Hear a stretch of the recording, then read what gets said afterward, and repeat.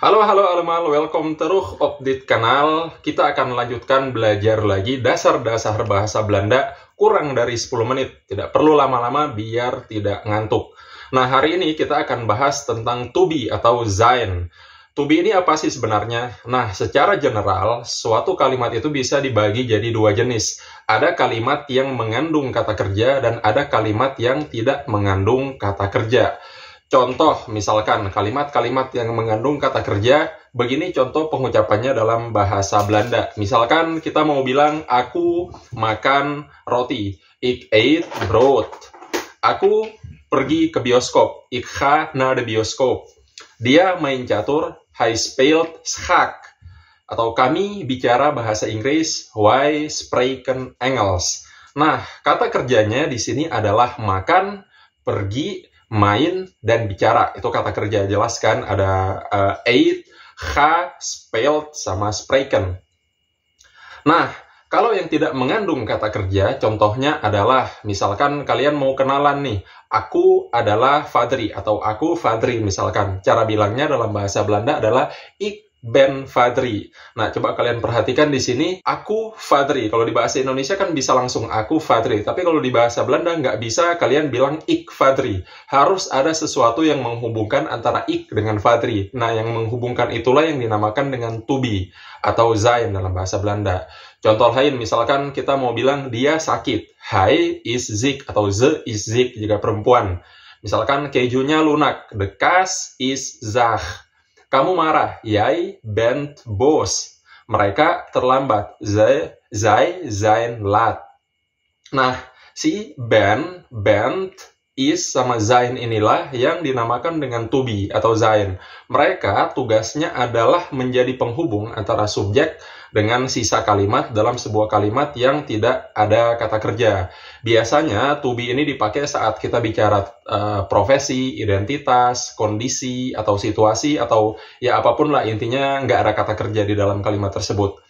Nah, ini tuh basic banget ya, sangat-sangat basic dalam bahasa, ya bahasa apapun, bahasa Inggris mungkin, bahasa yang ada to be ya, bahasa Belanda, bahasa Jerman, bahasa Prancis. Nah, kalau dalam bahasa Indonesia, to be itu umumnya diartikan dengan adalah. Walaupun nggak selalu harus diartikan adalah, cuman umumnya kayak gitu. Kalau dalam bahasa Inggris, to be juga ada tiga. Ada am, is, sama are. Contohnya, I am late, atau he is smart, atau you are a doctor, atau they are teachers, dan seterusnya. Nah, dalam bahasa Belanda, to be juga ada tiga, kayak yang kalian udah perhatikan tadi. Ada ben, ada is, sama zijn. Penggunaannya sama kayak kata kerja, kalian nonton di video sebelumnya, akan tergantung sama subjek. Subjeknya apa, to be-nya apa. Kalau misalkan subjeknya ik, aku, pasangannya adalah ben. Kalau misalkan dia, laki-laki atau perempuan, hij, ze, atau ya hij atau ze, atau zij, pakai is. Kalau misalkan jij, kamu, atau ye, itu pakai bent. You juga pakai bent, Anda. Kalau misalkan jamak, wij, jullie, sama zij, kami, kalian sama mereka, gampang, sapu rata semuanya pakai zijn. Oke, langsung kita praktek dalam kalimat. Misalkan, kayak tadi perkenalan, namaku Fadri, ik ben Fadri. Aku adalah guru, ik ben leraar. Kamu adalah Alex, jij bent Alex.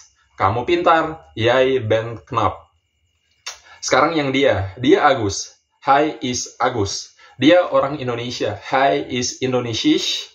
Dia sangat baik, hij is heel aardig. Sekarang dia perempuan, dia Emily, ze is Emily. Dia orang Jerman, ze is Duits. Sekarang yang kami lelah, wij zijn moe. Kalian ramah, jullie zijn vriendelijk. Mereka kaya, zij zijn rijk. Jadi bisa diperhatikan ya, kalau dibandingkan dengan bahasa Indonesia yang kalian bisa langsung misalkan kami lelah. Nah, dalam bahasa Belanda nggak bisa wij moe, harus ada sesuatu di tengah. Sesuatu itulah yang dinamakan dengan to be. Wij zijn moe. Kalau misalkan aku lelah ya, ik ben moe. Kalau dia lelah, hij is moe. Nah, kayak gitu polanya. Oke, cukup dulu untuk hari ini. Begitu sedikit penjelasan mengenai to be atau zijn dalam bahasa Belanda. Ini tuh basic banget. Sesudah kalian belajar tentang kata kerja, Yang kedua adalah harus belajar tentang penggunaan to be dalam sebuah kalimat. Semoga bisa dipahami dengan mudah ya. Oke, aku bukan guru profesional, aku cuma guru amatiran. Jadi ya, kalau ada yang merasa penjelasanku salah, silakan di komentar atau dikoreksi. Heel, veel bedankt voor het kijken. Kita jumpa lagi di video selanjutnya. Doei!